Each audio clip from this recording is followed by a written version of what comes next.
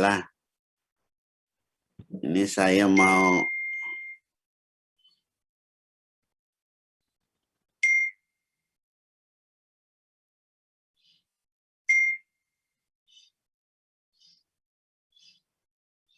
mengulang-ulang beberapa hal yang sudah disampaikan oleh beliau lah.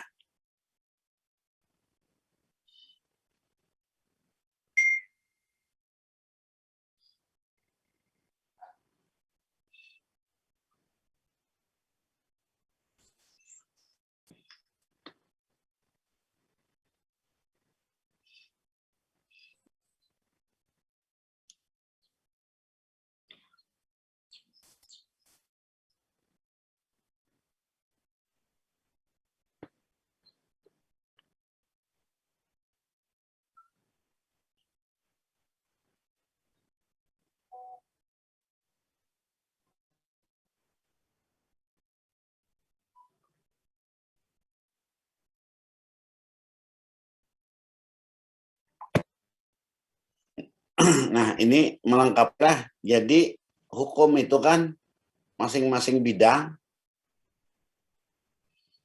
itu memiliki kitab yang disebut, yang dikasih pidana, ada kitab undang-undang hukum pidana, perdata, dagang kan, yang berhasil dibuat kodifikasi. Dulu kan, maksudnya dulu. Walaupun karena perkembangan masyarakat, kitab ini kan sudah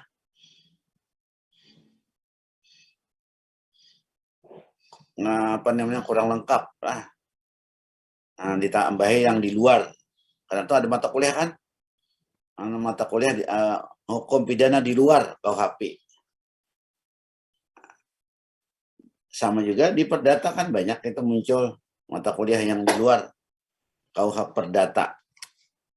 Nah, sekarang pertanyaannya di hukum administrasi ini gimana? Nah, dulu orang juga sudah berusaha untuk mengkodifikasi hukum administrasi, tapi selalu gagal. Beberapa kali cobalah, itu terutama yang mencoba itu di Belanda kan, yang kitab-kitab itu kan ada di Belanda, dari Belanda semua kan, karena kita pernah berlaku asas konkordansi. Apa sebabnya? Apa sebabnya jadi tidak berhasil?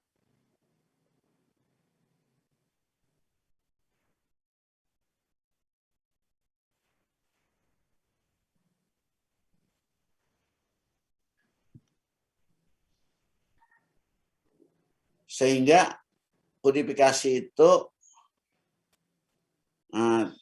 tidak pernah terwujud. Ada dua hal yang menyebabkan. Pertama, berbeda dengan hukum lain. Hukum administrasi kan hukum pemerintahan. Nah, alasannya adalah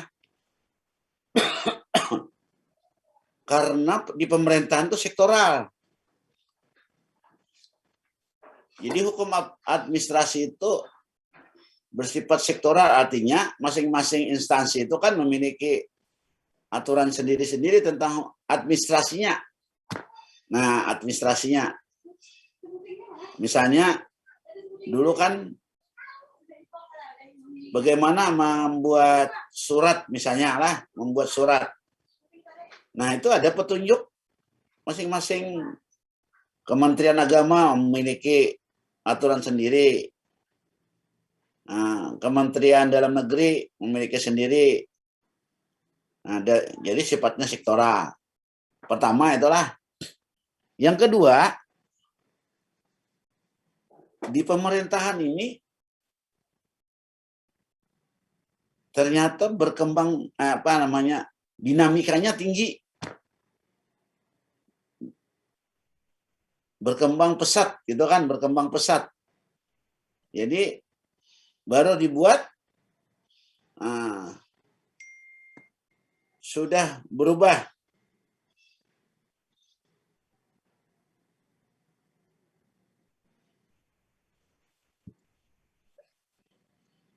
Sudah berubah. Nah, sehingga lalu tidak berhasil lah. Nah, kemudian ada pemikiran lah berkembang di kalangan ahli. Kegagalan itu ternyata kesalahan konsep. Nah, kesalahan konsep. Kesalahan konsep kenapa? Nah, karena hukum administrasi itu sudah maju, itu kan maju.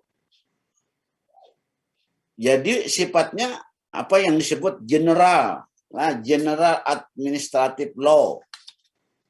Jadi tidak sektoral lagi. Nah, ada orang mengatakan secara embrio lah, secara embrio itu sudah dibuat oleh kita, bangsa kita ketika membuat Undang-Undang 586 dan Peradilan Tata Usaha Negara. Nah, di situ pasal 1 angka 3 contoh lah, pasal 1 angka 3 itu tentang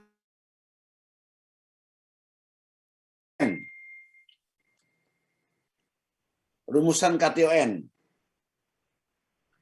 Nah, rumusan KTON yang dibuat di pasal 1 angka 3 itu tidak bersifat sektoral.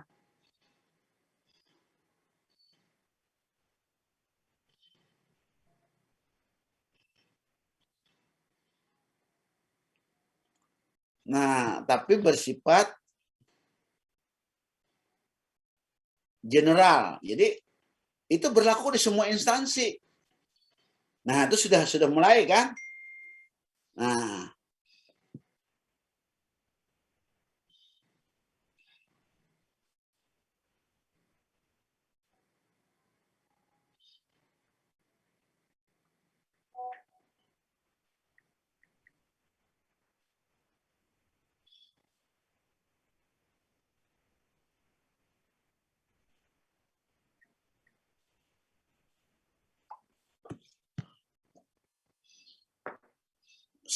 sehingga lama-lama, tapi sebetulnya bukan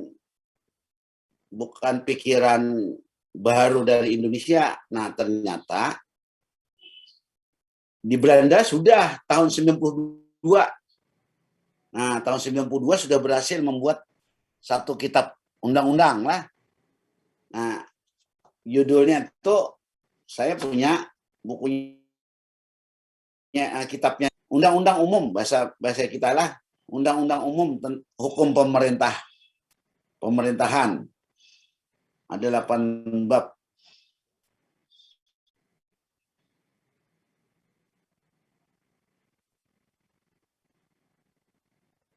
Sembilan bab dengan penutup. Nah, kemudian sudah kan di Belanda sudah berhasil membuat. Nah, lalu ada anggapan atau keinginan yang membuat, yang menyatakan bahwa Undang-Undang 30 tahun 2014 ini yang di judul ini kan, ini juga dikatakan sebagai kitab undang-undang hukum administrasi. Nah, terutama oleh pemerintah kan, oleh yang membuat. Nah, cuma ada beberapa ahli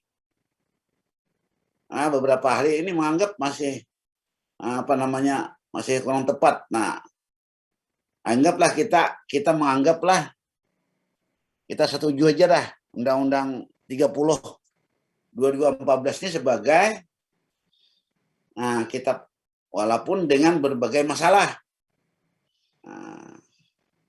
Karena inilah sumber rujukan. Misalnya di Peradilan Tata Usaha Negara, penyelenggaraan pemerintahan. Ini yang menjadi rujukan bahwa kalau hukum administrasi dasarnya Undang-Undang 30 2014. dengan segala kekurangannya.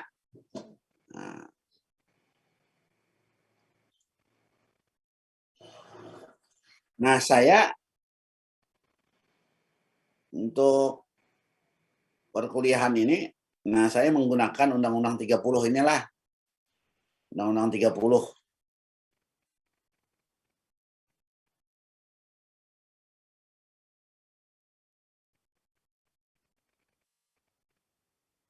Undang-undang ini memang agak beda dengan kitab Undang-Undang Hukum Pemerintahan yang di Belanda itu.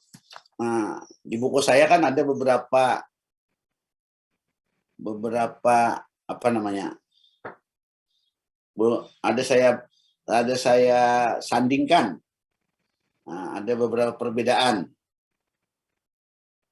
Nah, tapi kita mungkin tidak perlulah mengkritisi. Nah, kita ingin jelaskan saja beberapa hal yang penting yang ada dalam Undang-Undang 30. Nah, kalau kita lihatlah, coba kita perhatikan di konsiderannya. Nah,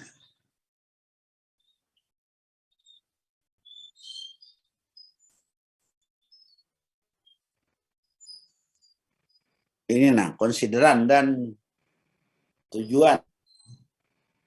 Jadi di undang-undang kan ada di konsideran latar belakang masuk. Nah, kemudian ada tujuan kan di dalam pasal berapa itu ada tujuan.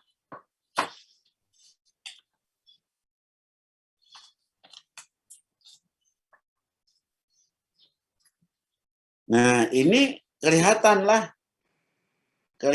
memang Undang-Undang 30 ini, Undang-Undang API lah, Undang-Undang Administrasi Pemerintahan ini, dimaksudkan sebagai dasar pemerintah melaksanakan tugas.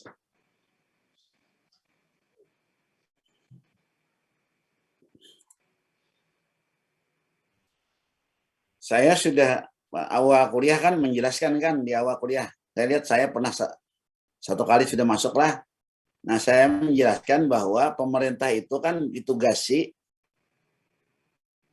adanya pemerintahan untuk mensejahterakan rakyat. Nah, tapi biasa diistilahkan memberikan pelayanan lah, dengan wujud memberikan pelayanan. Nah, lalu ada istilah pelayanan birokrasi. Nah, jadi ini kan jadi istilah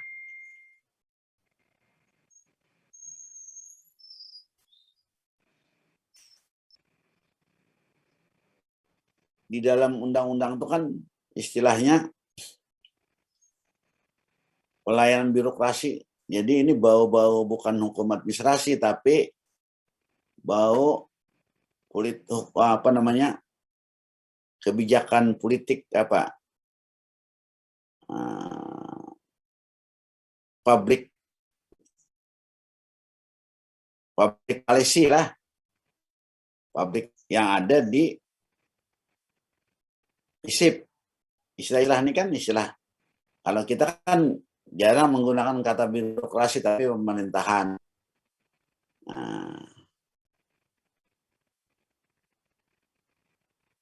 Nah, ini jelas menunjuk.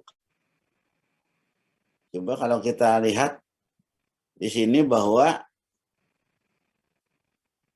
Undang-Undang 30 ini sebagai dasar pemerintah melaksanakan tugas berupa pelayanan birokrasi.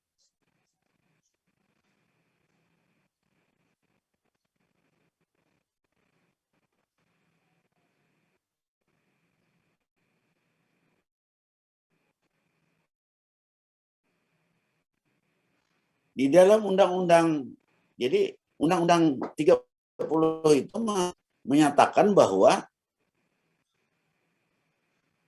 mungkin sudah dijelaskan oleh Ibu Les, saya lihat kuliah terakhir itu, nah wujud dari tugas pemerintah itu melaksanakan tugas tadi, dalam bentuk pelayanan, birokrasi ini, itu harus didasarkan kepada hukum.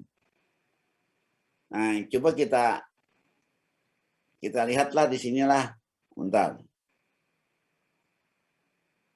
Nah, sini kan. Nah, ini kelihatan.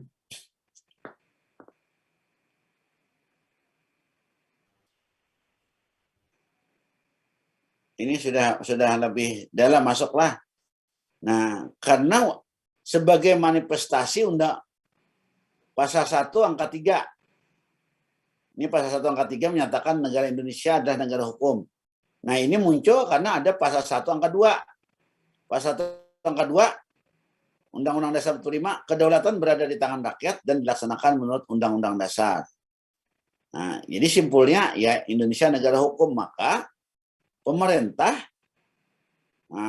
dalam melaksanakan tugas sebagai wujud dari negara hukum harus memiliki dasar hukum. Nah, Undang-Undang 30 menyatakan, kita kembali ke atas tadi kan, Undang-Undang 30 menyatakan, nah sini kan adalah berdasarkan itu, nah ini yang B, berdasarkan pada hukum dan peraturan perundang-undangan.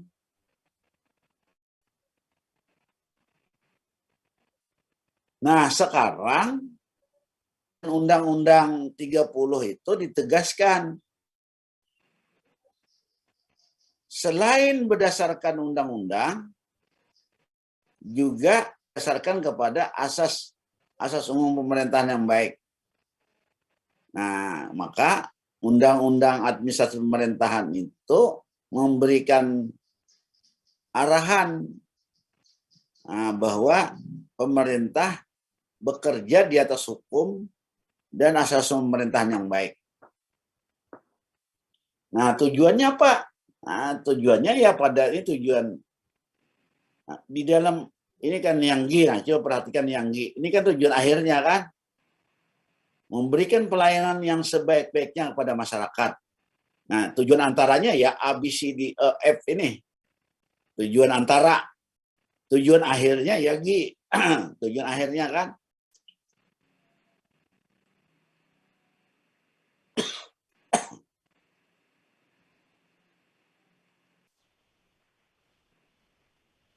Nah, sekarang kita perhatikanlah yang ini tadi. Nah, yang ini tadi. Nah, pemerintah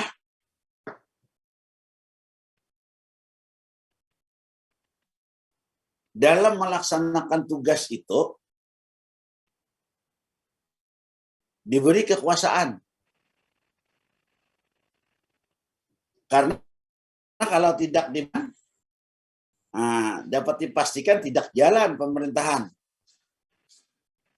Jadi pada umumnya agak susah lah meminta rakyat dengan secara sukarela. Nah, itu menaati apa yang diminta pemerintah. Agak susah. Nah, karena itu lalu jadi sifat hukum di sini, walaupun lah, jadi tujuan sebetulnya lah tujuan pemerintahan itu kan untuk kepentingan rakyat nih, baik kan? Tapi tidak semua orang menyadari pemerintahan. Nah, sehingga di dalam sejarah, memang kalau kita lihatlah perkembangan awal pernah mau dicoba hukum pemerintahan itu hukum perdata. Nah, coba dibaca di buku Pren lah, ada buku Pren. Nah, tapi tidak jalan. Nah, sehingga hukum administrasi ini hukum publik. Hukum publik itu kan bersifat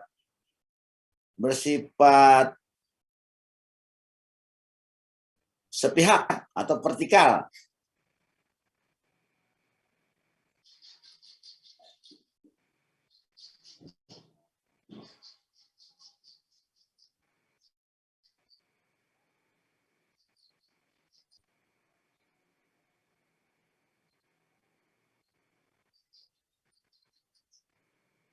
Jadi apa yang dilakukan pemerintah tidak perlu memerlukan persetujuan rakyat. Nah, itu yang inti dari hukum publik itu. Di sini pemerintah tuh kuat, rakyat lemah. Karena kan hukum administrasi itu kan hukum publik. Lain kalau hukum perdata itu sama-sama sejajar. Nah, sama sejajar. Tapi kalau menggunakan hukum publik, atas bawah pemerintah kuat, rakyat lemah. Nah, maka di sini orientasi hukum administrasi itu berusaha menutupi kelemahan. Jadi aturan-aturan itu menutupi kelemahan rakyat. Nah, itulah sebabnya hukum administrasi itu tidak tunggal. Nah, ini ada bahasa Belandanya lah. Nah, ini saya buat. Nah, ini. Jadi jangan kamu anggap administrasi itu satu wajah. Hukum administrasi itu ada tiga muka, tiga aspek.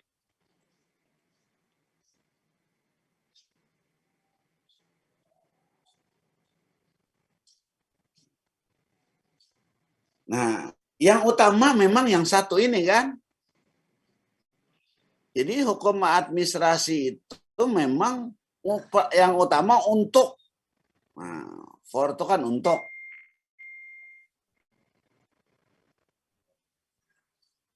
Nah, Yanang tadi memberikan dasar lah.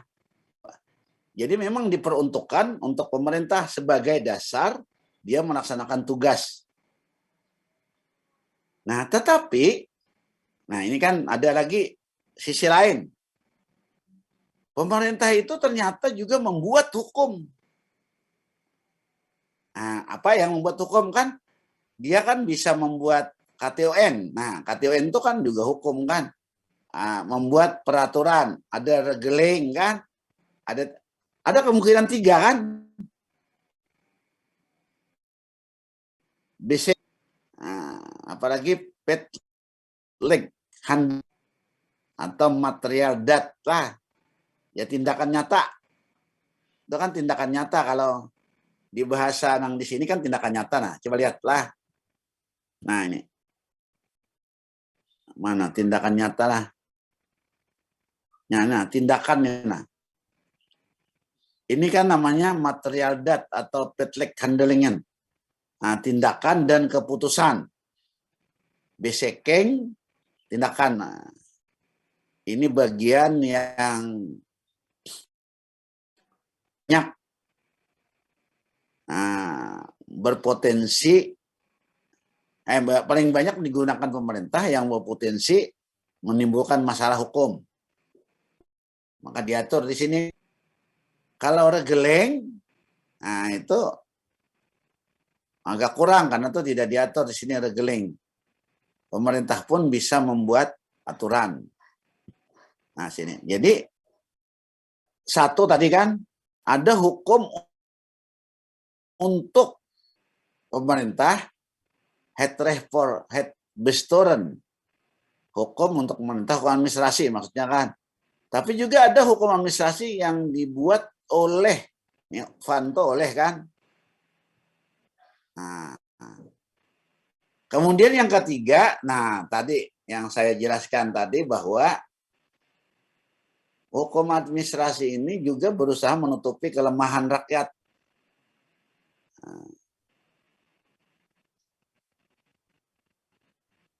Dari tindakan atau keputusan yang dibuat oleh pemerintah yang ternyata misalnya merugikan. Nah, jadi tehen. Jadi ada hukum yang akan berhadapan dengan pemerintah. Nah, tehen. Nah, sini kita lihatlah yang tehen itu kan ini nah. Ada dua, peran serta dan perlindungan hukum. Peran serta ini kan bersifat preventif. Nah, perlindungan hukum ini kan yang represif. Artinya, ini kan kalau kita lihat lah, pemerintah, kan tindakan pemerintah kan di atas, nah. Pemerintah di atas. Jadi pemerintah itu sudah merupakan tindakan atau keputusan. Nah, kalau sudah melakukan, nah ini kan maka masyarakat berhak untuk minta perlindungan kalau ternyata merugikan, syaratnya kan dirugikan. Nah, lalu ke sini kan nah perlindungan hukum. Tapi ada di bawah, nah sebelum pemerintah melakukan tindakan, nah juga masyarakat diberi kesempatan berperan serta. Nah, ini namanya preventif lah, tindakan preventif dari rakyat memberi masukan.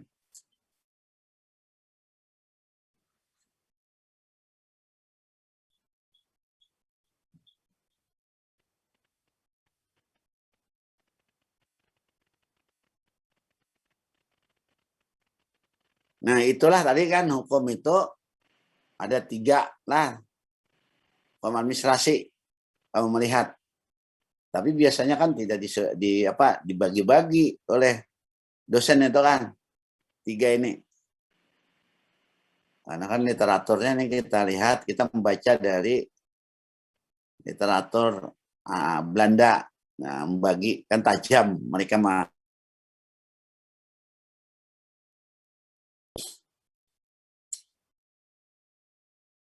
Nah, sini kita lihatlah. Nah, tadi ini pemerintah wujudnya membuat keputusan dan atau tindakan.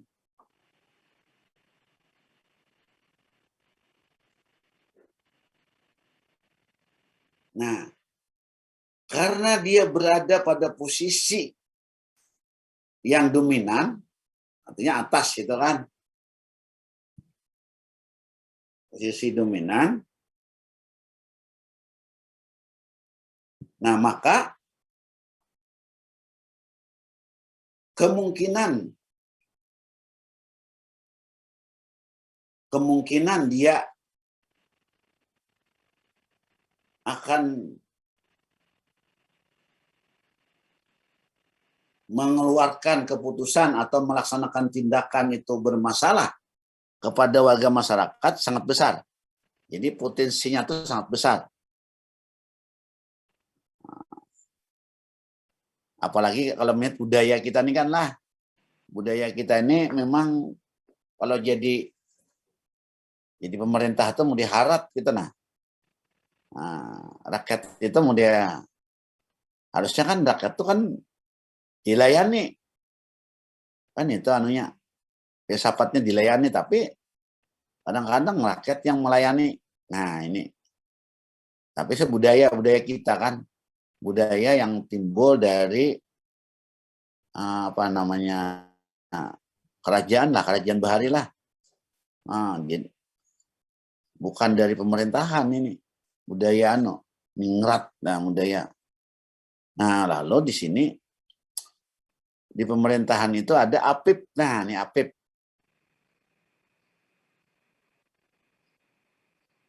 APIP. Jadi setiap instansi pemerintahan itu ada APIP.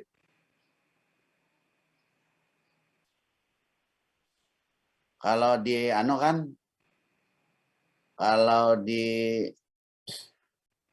Pemda, nah itu ada inspektorat lah. Inspektorat. Itu masuk APIP, aparat pengawasan internal pemerintah. Nah, jadi singkatannya ini aparat pengawasan internal pemerintah. Nah, jadi secara rutin bisa melakukan pengawasan. Nah, jangan sampai pejabat pemerintah ini melakukan tindakan yang merugikan ya terutama merugikan negara, itu kan. Nah, ini sifatnya preventif lah. Nah, yang diawasi itu lah adalah kekuasaan. Jadi bukan sebetulnya di pemerintahan itu jabatan itu bukan sesuatu yang kedua saja lah, yang jabatan. Jangan kan orang kan sering mengejar jabatan padahal jabatan itu yang kedua, yang utama itu adalah kewenangan, kekuasaan. Nah, kekuasaan. Yang utama itu adalah kekuasaan. Nah, kekuasaan itu dalam bahasa hukum administrasi wewenang. Nah, wewenang. Dalam bahasa Pak. Tapi kalau dalam bahasa perdata itu hak. Dalam bahasa hukum tata negara kekuasaan. Nah, kekuasaan. Tapi dalam bahasa hukum administrasi wewenang, kewenangan. Wewenang inilah yang menjadi hidup pemerintah. Misalnya ada jabatan tapi tidak ada wewenang, nggak ada artinya.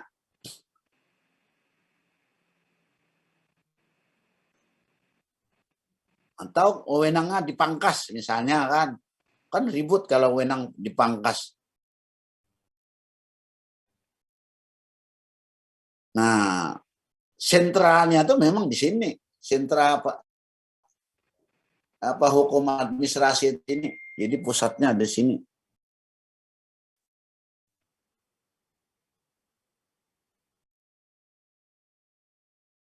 Itulah sebabnya maka sebentar lah.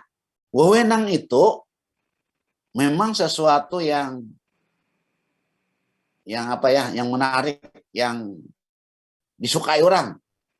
Orang mengejar lah sampai tergila-gila. Itu kok sebetulnya dikejar itu wewenang, bukan jabatan. Nah, jadi jabatan yang wewenang yang melekat pada jabatan. Gitu kan, melekat pada jabatan. Yang dikejarnya itu bukan jabatannya, wewenangnya ini. Dia bisa ini kan, bisa ini karena ada wewenang.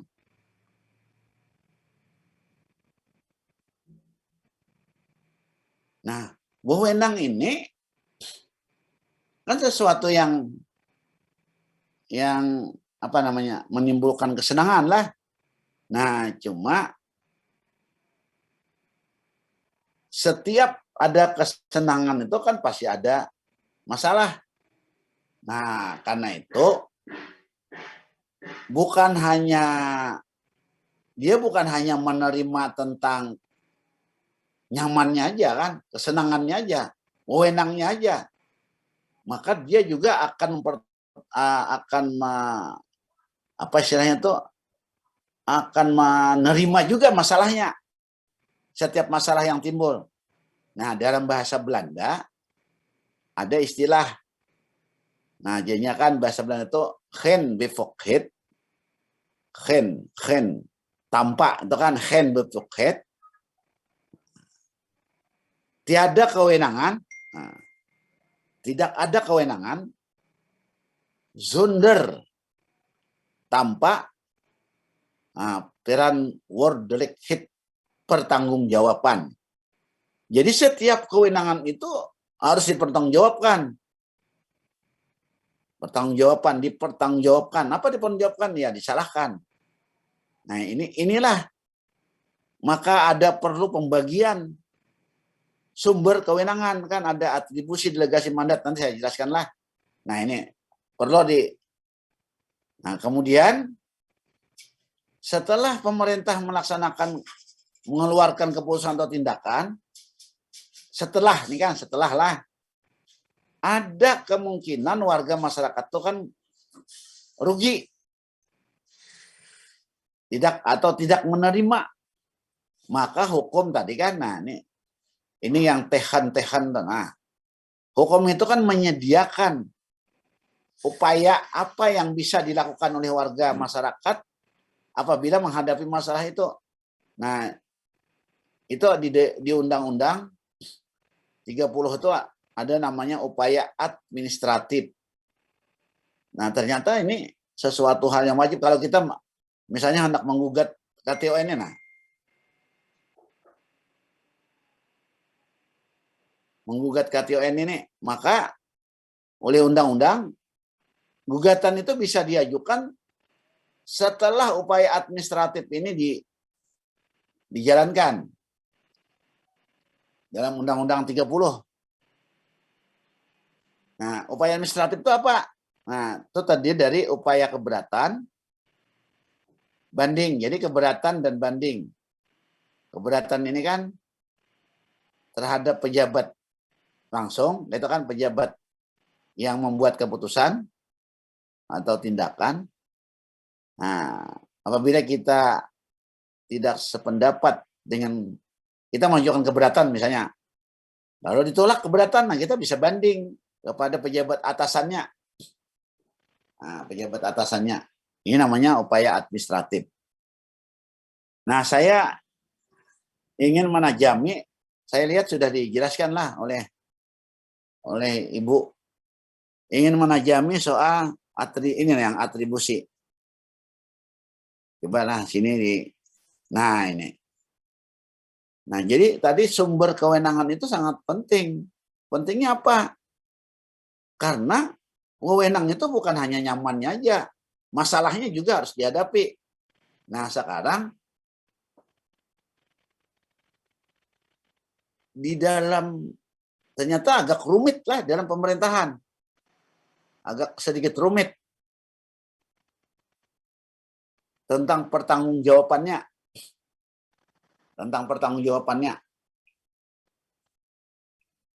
Nah, ini saya jelaskan dulu lah. Jadi kewenangan itu kan sumbernya ada 3. Ada yang namanya atribusi, ada namanya delegasi, ada namanya mandat. Atribusi ini artinya asal, asli. Jadi kewenangan yang asli, asal mula. Nah, kalau kita lihatlah konstruksi yang ini tadilah, bentar. Yang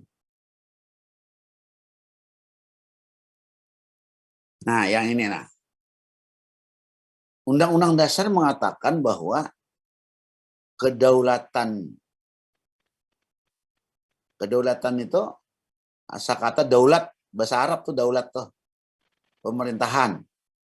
Daulat itu daulah. Ada kan dalam sejarah Islam itu kan daulah Abbasiyah, daulah Umayyah. Nah, tapi di Indonesia berubah maknanya. Nah, kedaulatan itu kekuasaan tertinggi. Nah, berubah. Padahal kata-katanya kan dari bahasa Arab, daulat. Tapi ada awalan dan akhiran, kedaulatan. Nah, kemudian berubah kata kekuasaan tertinggi. Jadi di dalam negara Republik Indonesia ini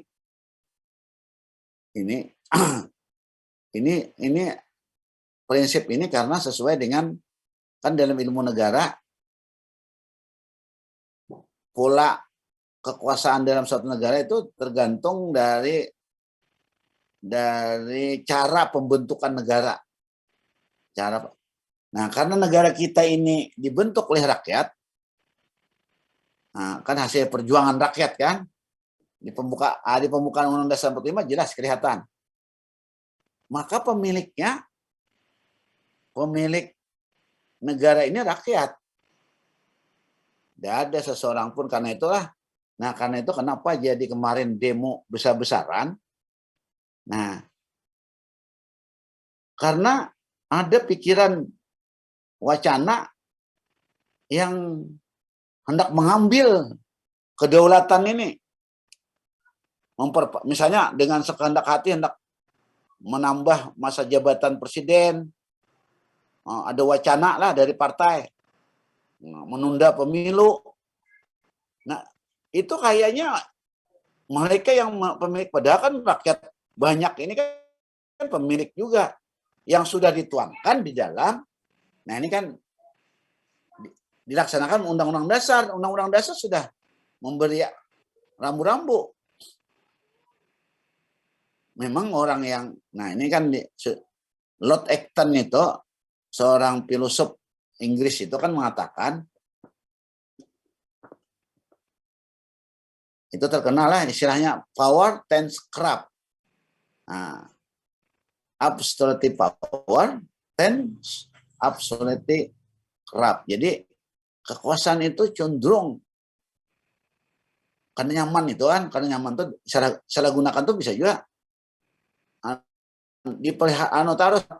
ketarusan. Nah, ketarusan. Jadi di wacana-wacana itu kan orang merasa nyaman. Padahal kan masih orang-orang lain juga punya hak yang sama terhadap pemerintahan. Nah, karena itu Presiden cepatlah mengeluarkan statement kemarin supaya jangan sampai berulang kasus dulu Soekarno dulu kan, Soeharto dulu. Nah, cepat-cepat menyatakan bahwa pemilu sudah dijadwalkan. Ya, nah, memang agak kasip sudah lah. Sudah orang demo besar-besaran, baru keluar pernyataan tegas. Kalau seandainya dulu-dulu Presiden tegas, karena dilihat mereka Presiden ini antara suka-suka juga kan. Nah, tegasnya itu kan baru sekarang kita lihat. Kenapa? Karena mereka melihat ini punya rakyat. Negara ini punya rakyat. Bukan karena mentang berkuasa lalu hendak mengatur lalu kan hendak kenyamanan. Nah. Karena itu Undang-Undang Dasar sudah menentukan bahwa kekuasaan itu ada rambu-rambunya. Nah, kalau ada pemerintahan, ini secara filosofi lah, ada pemerintahan, maka sebetulnya kekuasaan, kedaulatan yang ada di tangan rakyat itu sebagian mereka serahkan ke pemerintah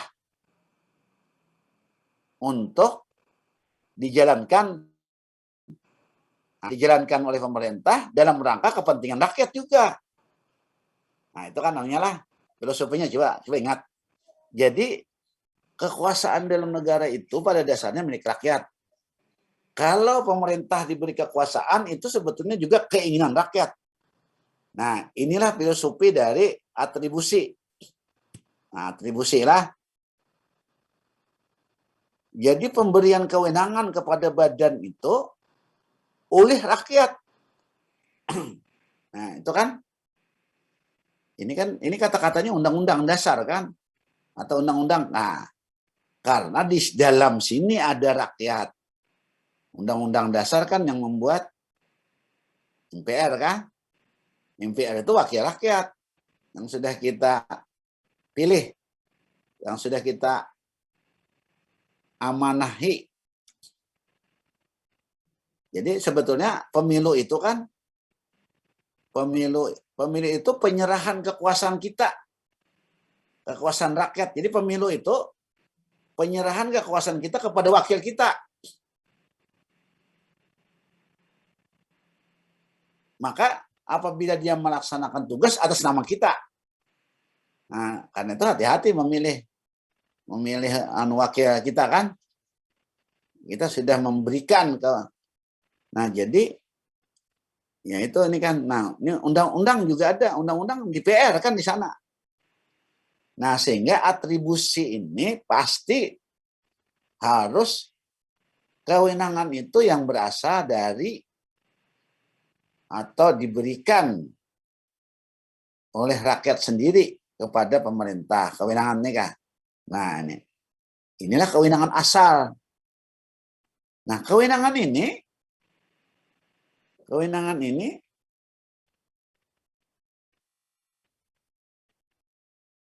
bisa saja diberikan ke lain. Nah, itu kan. Misalnya gini kan lah, bupati itu kan semua kewenangan. Bupati, kepala daerah tuh. Itu semua kewenangan atribusi. Karena disebut dalam undang-undang Pemda kan ada di situ. Undang-Undang 23 2014. Nah, tapi karena di dalam melaksanakan kewenangannya itu agak berat. Nah, misalnya contoh sederhana aja Nana. Misalnya Bupati Kota Baru. Kan di perdanya itu kan kalau orang mengajukan EMB, nah itu harusnya ke bupati. Nah, bupati kemudian menunjuk di pemerintahan itu, ini kan sistem pemerintahan. Ke bawahannya lah dinas misalnya. Nah, kalau itu saklek, artinya apa istilahnya tuh hitam putih lah atau itu ketat lah, strik seperti itu. Nah, kalau kasus di Kota Baru, nah ini menyusahkan rakyat. Kenapa? Masa orang di Pulau 9 misalnya kan hendak membuat rumah, minta EMB, lalu datang ke Kota Baru. Nah, rumahnya kecil lah pulang kan. Ke Kota Baru masih jauhan. Pakai kapal, lewat laut. Nah, maka oleh hukum, itu dimungkinkan untuk didelegasikan. Nah, delegasi.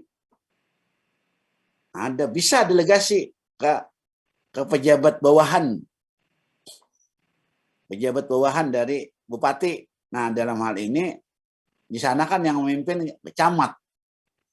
Nah, di perda tentang EMB itu boleh membuat delegasi. Nah, didelegasikan kepada camat di sana. Nah, ini yang timbul masalah tadi kan. Nah, ketika kewenangan sudah dilepas, kan kalau didelegasikan tuh dilepas kewenangan.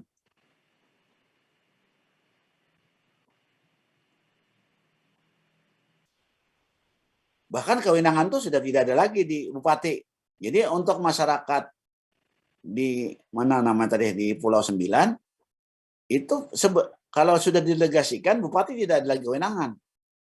Nah, maka ini yang jadi masalah kalau ada masalah gitu kan, yang jadi masalah kalau ada masalah yaitu pertanggungjawaban. Maka di sini nah pertanggungjawabannya itu coba lihatlah.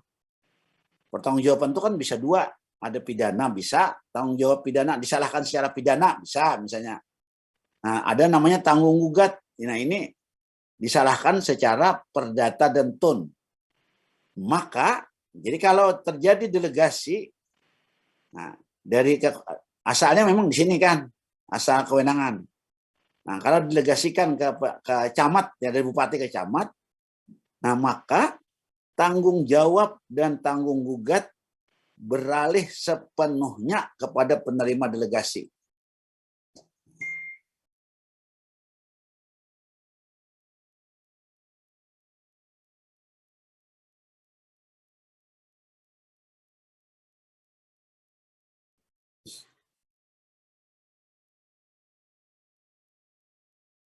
Nah, ini masalahnya kan di sini.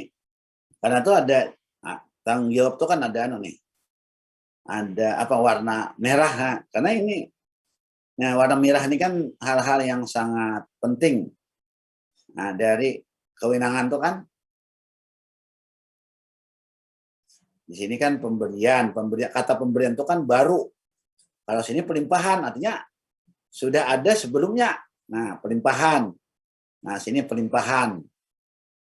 Nah, delegasi berbeda dengan mandat.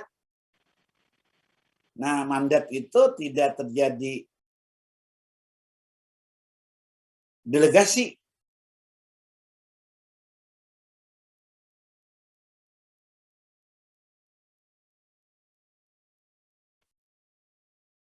Ini mungkin keliru lah soal bentar lah.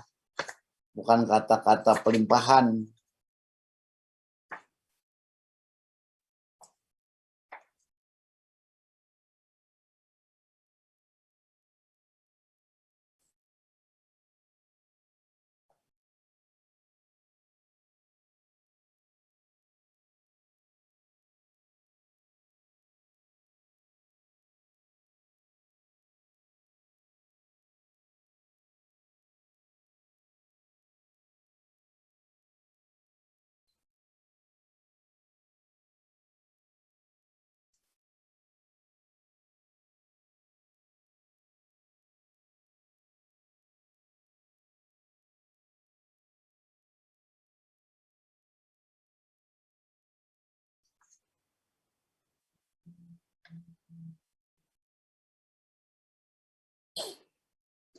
Ini keliru kalau pelimpahan bukan mandat nih.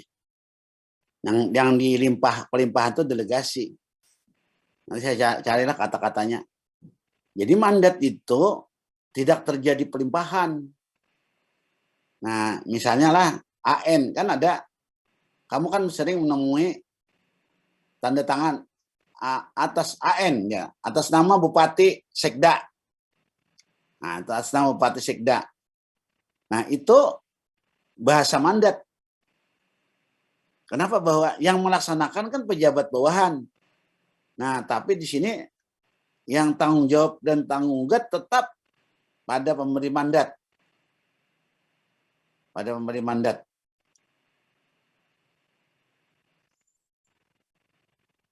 Nah, ini hal-hal penting lah yang perlu digarisbawahi.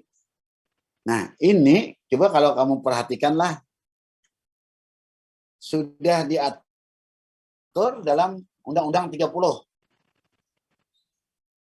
Pasal 11, nah pasal 11, 12 atribusi, 13 delegasi, 14 mandat.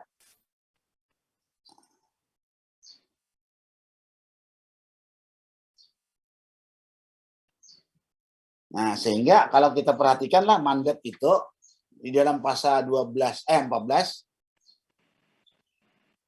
itu ditugaskan. Nah, ditugaskan.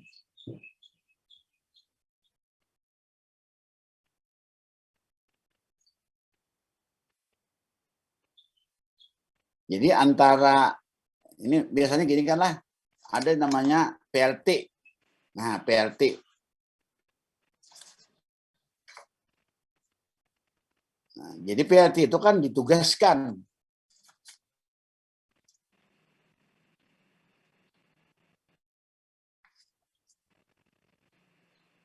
Nah, kamu bisa pelajari lah pasal 11, 12, 13, 14. Jadi yang mengatur tentang atribusi delegasi mandat ini 11 sampai 14. Nah, ini penting lah. Jadi banyak kasus. Saya kan sering ahli di mana namanya? Di kasus pidana. Kalau justru kasus tun jarang ini muncul. Yang banyak itu kan di kasus pidana. Nah, kasus pidana. Nah, soal ini tanggung jawab ini yang jadi masalah. Tanggung jawab. Nah, karena mereka lah yang diminta tanggung jawab itu adalah mereka yang memiliki kewenangan. Karena sering jaksa, nah ini, meminta tanggung jawab terhadap mereka yang tidak memiliki kewenangan.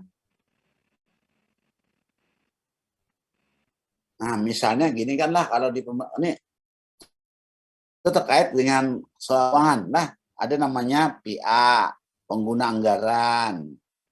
Ada namanya KPA, kuasa pengguna anggaran. Nah, di bawahnya itu banyak jabatan-jabatan lain. Ada jabatan-jabatan yang kewenangannya didelegasikan, tapi ada juga jabatan-jabatannya itu yang secara atribusi sudah ada dalam peraturan dasar tentang jabatan itu. Nah, misalnya gini kan lah, tugasnya memang membantu. Jadi ada PA, pengguna anggaran. Nah, di daerah itu ada PPTK namanya. PPTK. PPTK itu tugasnya membantu PA. Tapi PPTK itu adanya, nah, lembaga itu diadakan oleh peraturan pemerintah tentang keuangan daerah. Nah, pejabat pelaksana teknis lah. Pejabat pelaksana teknis. Nah, dia memang Tapi kewenangannya bukan hasil pemberian pengguna anggaran. Pengguna anggaran itu kan di daerah itu pasti kepala dinas lah. Kepala dinas, kepala SKPD. Nah, di bawah kepala dinas itu ada PPTK yang ditunjuk, diangkat. Nah, tugasnya itu memang membantu PA. Tapi tugasnya membantu itu sudah merupakan atribusi.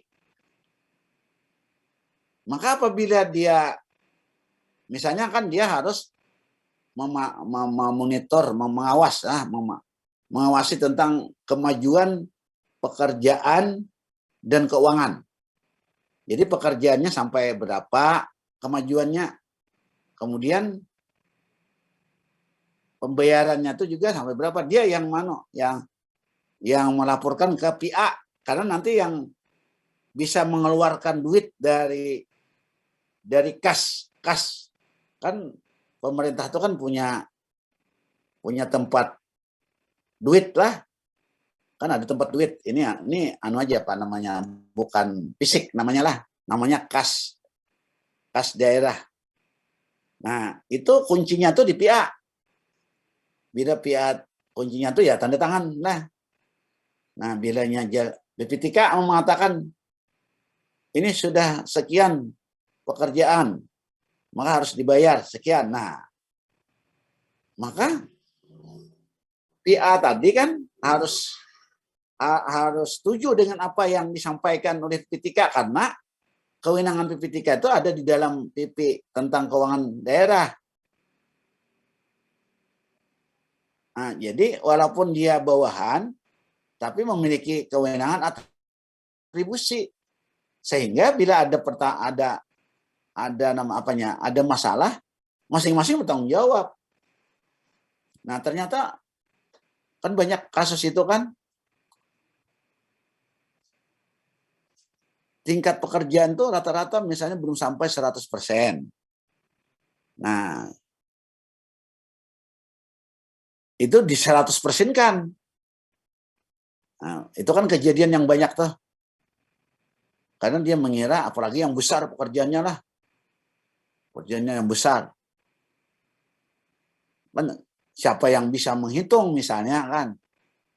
Tapi kalau kasus-kasus itu terjadi karena memang ada orang dalam yang hianat. Ya karena yang salah ini kan kadang-kadang disembunyikan. Misalnya kayak di hutan lah, ada kasus ribuisasi hutan. Hutan itu kan jauh ke dalam. Jumlahnya ribuan. Nah, itu kasus saya di Sampit dulu, ada aja yang hitung.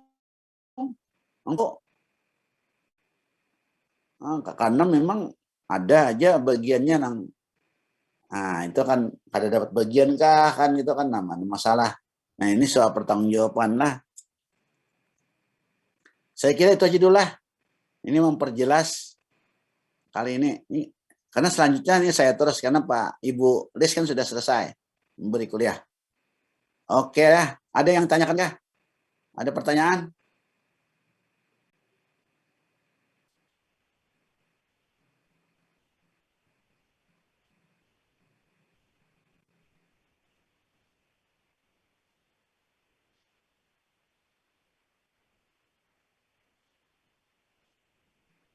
Ada yang tanyakan nggak? Dada.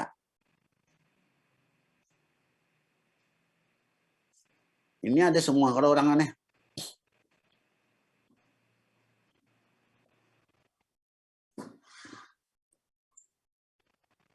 Jangan memasang kameranya aja lah, ini orang kada. Nanti kalau satu ketika saya temukan, terus tidak saya luluskan. Nah, artinya kan mendustai dosen.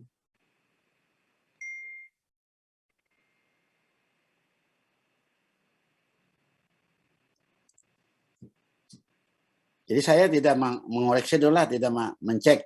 Tapi bila saya temukan nanti, itu langsung saya diluluskan. Nah, ini namanya peringatan lah. Oke, ada pertanyaan kah? Tidak?